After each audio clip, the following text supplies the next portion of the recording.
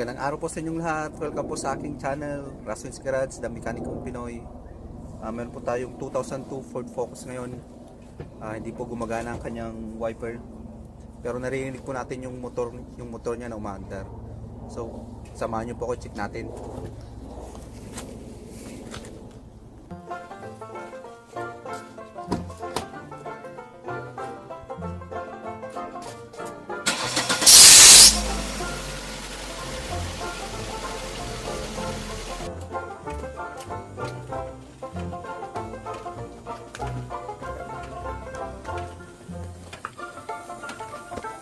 So yan po, naka-on na yung kanyang wiper pero hindi po siya gumagalaw.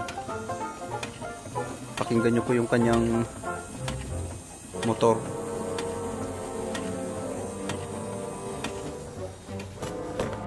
So umpisan po natin tanggalin yung mga parts dito para makita natin yung nasa loob.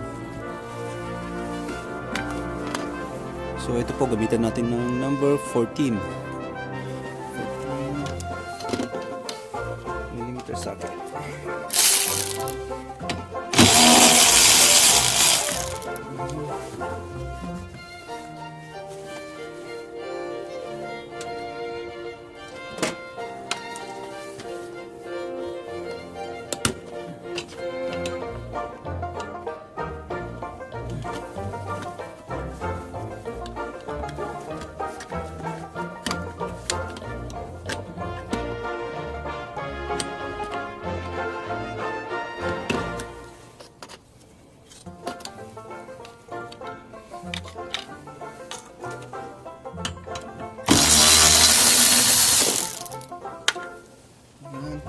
Tanggalin muna natin itong dalawang wiper para magkaroon tayo ng access doon sa motor.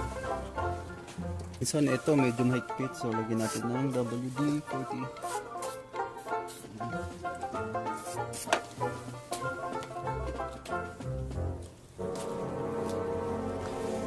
Then igil natin ng konti.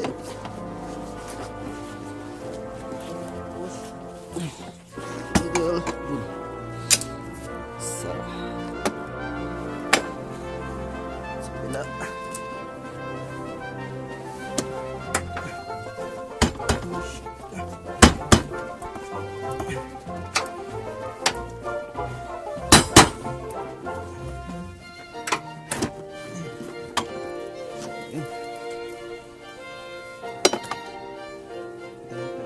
Sila ang kanyang tubig.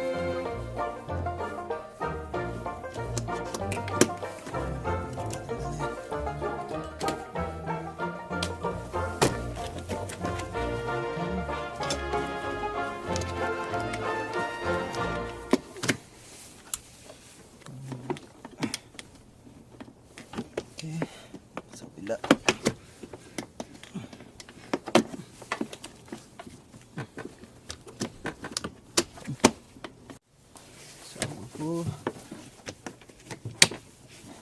Ayun. Okay.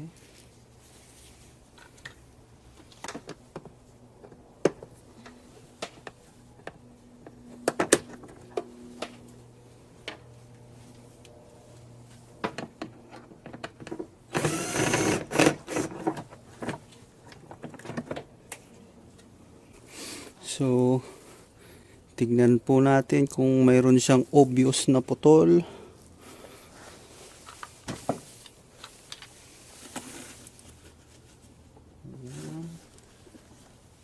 Sa kabila. Mas magiging paandar natin yung sakyan.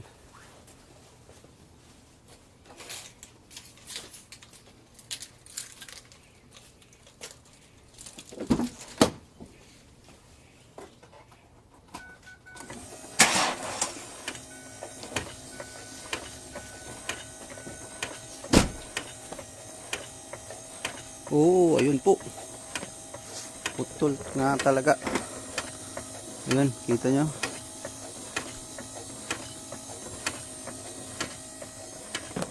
Putol yung isa niyang linkage. Tie off natin yun.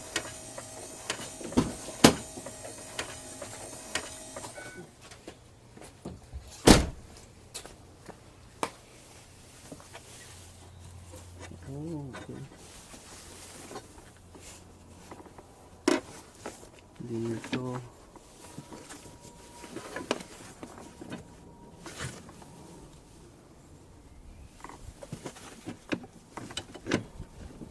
Nakakabit siya dito, kaso nga lang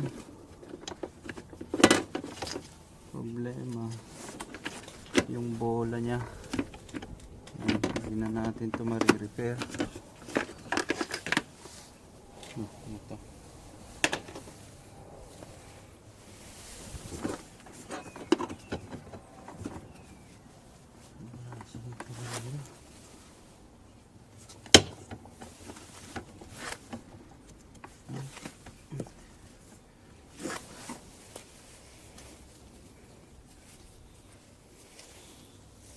So ayan, pero papalitan pa rin natin ito, linkage. Temporary fix lang to kasi yung bola niya yung parang bilog, pudpud na siya. Pandalin natin, tingnan natin kung gaana.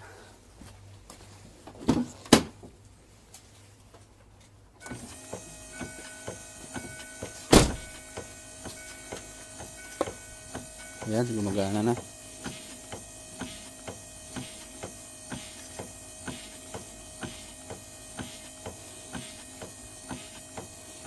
Tawagan natin yung may-ari, explain natin. Kasi ito, may chance din matanggal.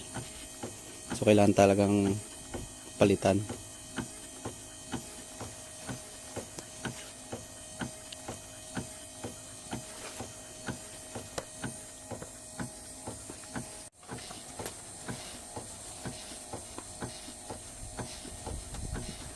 Ganito po kabilis mag-diagnose ng mga ganitong repairs. Huwag po kayong matakot na magtatanggal ng mga parts. Kung hindi po kayo komportable, napakarami pong video sa YouTube sa mga ganito. O kaya magtanong na lang po kayo sa aking YouTube channel. Sasagot po ako kaagad. Balik na natin yung mga parts dito. Then, tawagan natin yung may-ari.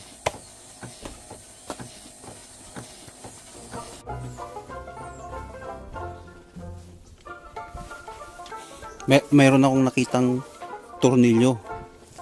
So I guess yun ang pupunta dito. Kaya I think hindi na tayo bibili ng bago. Natanggal lang yata yung tornilyo. Sa tagal na rin. Itry natin. Kasi chinek ko parang mayroon siyang lalagyan ng tornilyo dito. So swerte niya. Hindi na siya bibili ng bago. Lagyan lang natin yung tornilyo. Then higpitan natin.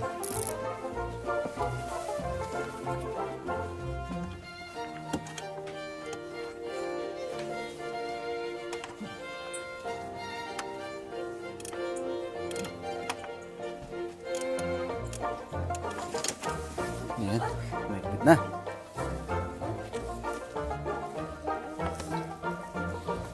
Yan yung bago naming project car. Nissan na naman. Nissan Versa.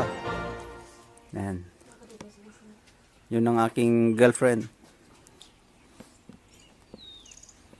Mahiyain.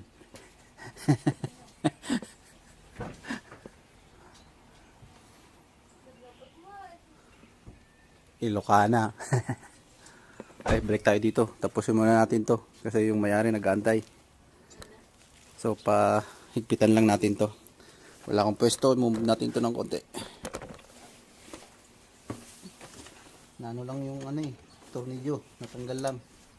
So hindi na kailangan ng brand new na linkage. Ang mahal pa naman ng linkage. Mahigit 100. Yan. Kulang pa.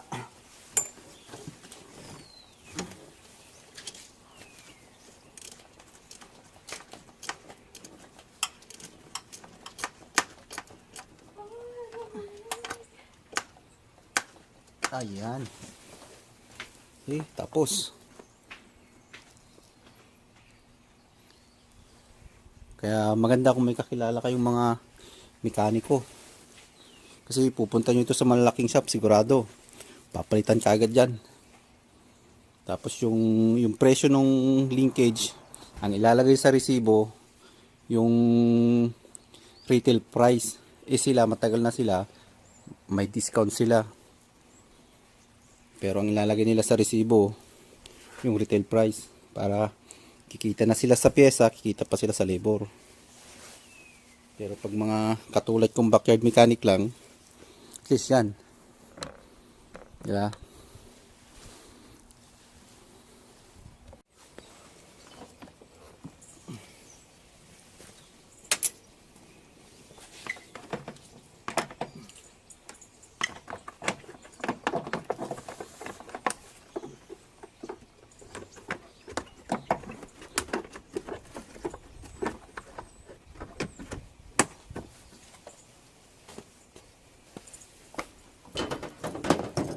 So, ibabalik natin lahat.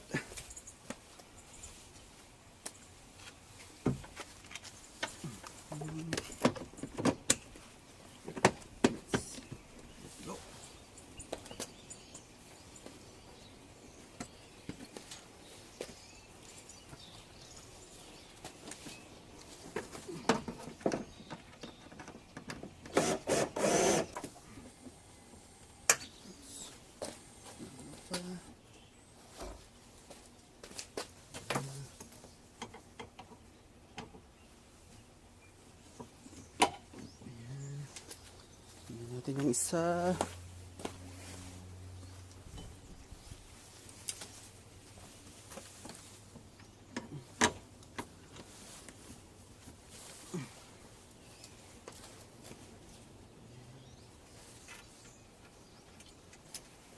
Tornilyo.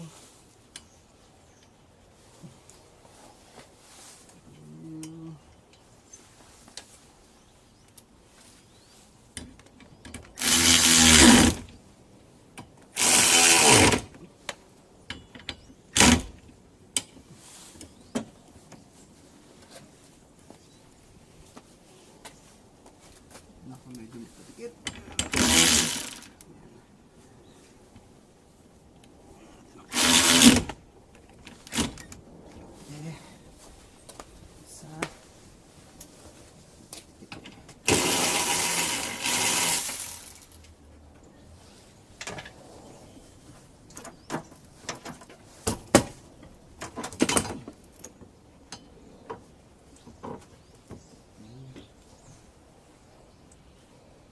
May konting allowance din.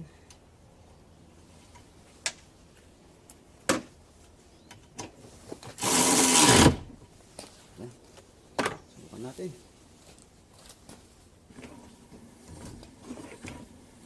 Oops. Lumalagpas. Yan, lumalagpas. So, i-adjust natin. So, yan po lamang, tapos na. Samahan nyo na naman po ako sa susunod na pagre-repair ng mga sasakyan. So pansamantala magpapaalam muna ako. Sige, hanggang sa muli po.